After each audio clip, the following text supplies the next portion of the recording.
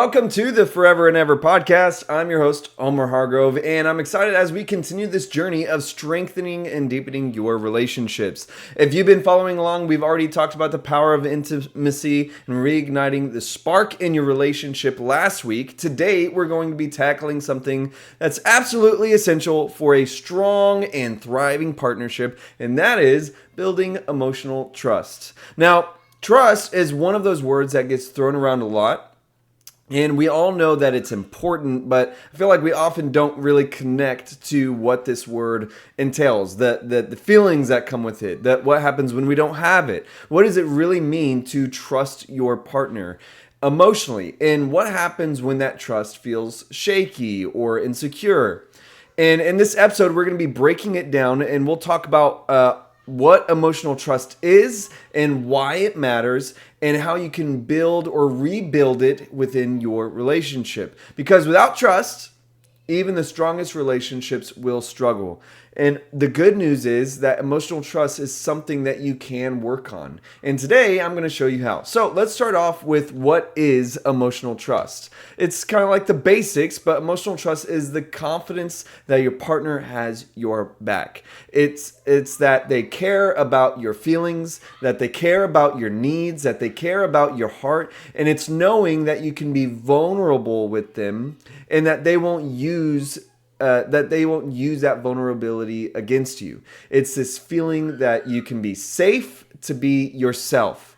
Even if it's messy with emotions, with your flaws, with all of yourself, it's being able to truly let your guard down. Now think of it like this. Emotional trust is what allows you to let that guard down.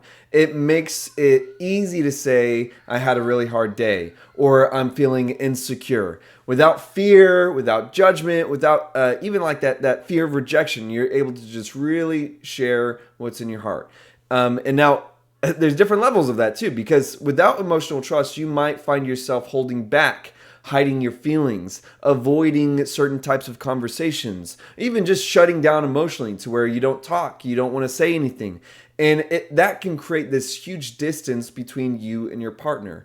And the truth is that trust is this foundation for everything in a relationship. Without it, intimacy suffers, communication breaks down, and even the little conflicts that can feel like they start to overwhelm. Now, this idea about emotional trust, think about it from maybe like small levels to big, or backwards, big levels to small. So like kind of like entry level trust is being able to share those big things in your life, so where you can confide in someone. And we can even have like friends like that, to where we can trust to talk about whether we had a good day or a bad day. And especially when it comes to our partner, that's almost like entry level trust. Then you start breaking into your hopes and your dreams. And it's almost like the opposite of what you would imagine. Like the bigger things that you can, it's almost like the big things that you can trust someone with are the entry level trust, while almost like the small, little, almost seemingly meticulous things require really big trust. It's like solid rock trust. And you could almost imagine like the entry level being like a net of trust that catches some big items, but little ones might fall through the cracks. Like you're not really ready to trust that. But as you grow that trust, those ropes get bigger and bigger and bigger until it can catch almost everything. And if you think about it like this, think about those times where you feel like you don't want to say something small because you're afraid it's going to start this big fight. Well, this is like those little foxes that could spoil the vine, those little things that we keep to ourselves and we think, oh, I just won't say anything. Well, that is a sign of there being this emotional trust issue there, to where you feel like you can't share this small thing. And again, this is different from like, oh, it's not a big deal. I'm not going to sweat it. I'm not going to make a mountain out of a molehill. But there's also, but I'm talking about those times where it is something that genuinely bothers you or hurts you, but you're afraid to say something about it. Big difference. Now, let's go into why emotional trust can break down. So, this is the idea of what happens when that emotional trust starts to erode. It's usually not because of like one big thing, even though that does happen too. It's sometimes little things that add up over time. Maybe it's some unkept promises. Maybe it's not feeling heard or supported when you're struggling. Maybe it's those moments when your partner dismisses your feelings and you don't feel like you were validated. Even if they didn't mean to, you still felt this way. And here's the thing is that emotional trust is delicate. And it takes time to build, but it can actually erode quickly if we're not careful.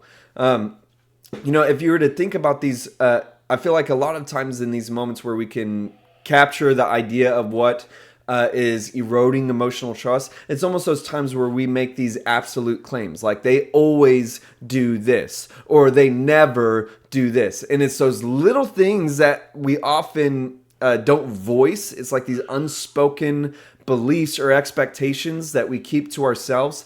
And it is what is causing this slow eroding of your trust for one another. To where whenever the moment comes where you blow up on each other, it seems like it leads to this dramatic fight to where you bring up like, well, you always say this, and they feel totally off guard. Maybe they said it to you, you feel totally off guard. And if we stop showing up for each other in these little ways, we end up missing opportunities to listen. Even those harsh words during an argument like that, or simply being too distracted when to notice that something is wrong, it's things like that can slowly make that trust erode. So the good news is that emotional trust can be rebuilt. It takes effort, it takes intention, but it's absolutely possible. So let's talk about that, how to build or rebuild that emotional trust. And number one is to create a safe space for vulnerability. Trust grows when both partners feel safe to share their feelings without fear of judgment. That means listening without interrupting. That means validating their feelings and responding with kindness, even when the conversation is hard. And I think that it's a lot easier said than done, because especially this idea of validating our feelings. When we're having a back and forth, what we often do is we try to defend ourselves. We get defensive unintentionally, and we'll say things like, well, I never meant it like that. Instead of just hearing what they're saying and saying, I didn't realize you felt that way. I didn't want you to feel that way. I'm sorry. And it's a lot different. It's a lot different than just saying like, I didn't mean to do that. Well, I can't control that. Or even like, and that goes along with like listening without interrupting. As soon as they're saying something, you feel like you already know what they're going to say. And so you interject, or you interrupt and say, well, that's not what I meant. It's all of these little things of how we conversate can make us feel like we can't fully trust this safe space. So again, conversations can be hard, but it's about practicing and learning how to get better. It's resisting the urge to dismiss what they're saying or to even try to fix it right away. Instead, say something like, I'm really sorry that you're feeling that way. How can I help? How can I support you? How can we make this right? Bring validation, resolution. Number two, keep your promises big or small. Trust is built on consistency. If you say that you're going to do something, then you really should follow through. Whether it's being home on time or on time for dinner, or showing up emotionally when your partner needs you, whatever it is for you specifically in your relationship, you got to know that these little actions matter. And what I've seen a lot of times, I don't want to throw men under the bus, but what I see frustrations rise a lot consistently is when sometimes in a scenario like a husband will say, okay, I'll try to do this better, and I'll try not to do this anymore. And the wife takes that, and then they continue on, and the husband ends up doing it again, whether unintentionally, like he forgot about the conversation, forgot what he had said, or he's thinking, well, this is just one more time. It's not a big deal. Like, this is a special case, so I can do it again. And so it ends up giving this impression to the wife that, oh, he doesn't really care. And the husband might be thinking like, no, this is understandable, or just completely forgot. But here's a big thing is where that often just repeats this crazy cycle, and people continue to get this trust broken down and eroded to where they just keep silent and frustrated, and while the other person thinks like, oh, everything's good, and this trust is just slowly breaking down, rather than just being internally upset, internally frustrated. What I would suggest is voice to the person like, hey, you said that you were or were not going to do this anymore, or that we were going to start doing this. What happened? Because I did believe you, but I feel like we're not following through on that, or you're not following through on that. And open up the conversation again, because whether it's a nice reminder, or to show that this is truly important, or it allows room for there to be a confrontational conversation to where maybe they had a change of heart, or they felt like they disagreed after all, and they just didn't want to say anything. And that leads us to this number 3, which is being honest and transparent. Emotional trust thrives on honesty. And that doesn't mean that you're just telling the truth. It means being real about your thoughts, your feelings, your struggles. And if something is bothering you like this, you should not bury it. You need to be able to share it with your partner so that you can work through it together. Again, this is a really big area that I see a lot of couples struggle in. And it's almost out of like good intentions. Like, well, I'll just be the stronger person and not say anything. And I'm just taking one for the team. But what you actually end up doing is just, you got to understand that your emotions don't go away. You're burying it, but it's like this zombie. Like, it's going to come back one day and bite somebody. It's going to do something. And you might be able to bury your feelings for a while, like several months. You may even be able to bury them for 3 years. But eventually you're going to have this tipping point to where there's not enough room to bury something else. And then everything is going to come out into this big, huge fight as you blow up and you realize that you don't like feeling unheard, that you don't like feeling like you're missing this part. And so that's why it's important to be transparent, and why it's important to be honest. It requires conversation, but even though it's difficult at the beginning, you'll get better at it. As you both continue to practice not bearing these things, being honest, being transparent, you'll be able to continue to get better at learning how to conversate with one another. Now, number 4 is practice empathy. Put yourself in your partner's shoes. If they're upset, ask yourself, how would I feel if I were in their situation? How would I feel if they said this to me? Empathy helps you respond with this compassion, and it reminds you that your partner is a real person and that they're not alone, that they have feelings just like you. There's been several times where me and my wife been in an argument or a fight, whatever, and in the moment of that silence where you both don't know what to say to each other, there'll be times where I'll just try to think and practice this idea of empathy. And how would I have felt if she said what I said, if she said what I said to her back to me? And there's been several times like, I would have been really pissed off. That would have really hurt my feelings. And I realized that I was being unfair in not being able to understand how she felt. And it's vice versa. But, we have to understand that a lot of times in relationships and normal life too, we often can't take our own medicine. We dish it out, but we often can't take it. And I think that when we practice empathy and really start to recognize that we're not the star of the movie, that we are both co-stars with each other, that we're both in this together, it really changes the dynamic of how y'all conversate with one another. Now, finally, number 5, apologize when you mess up.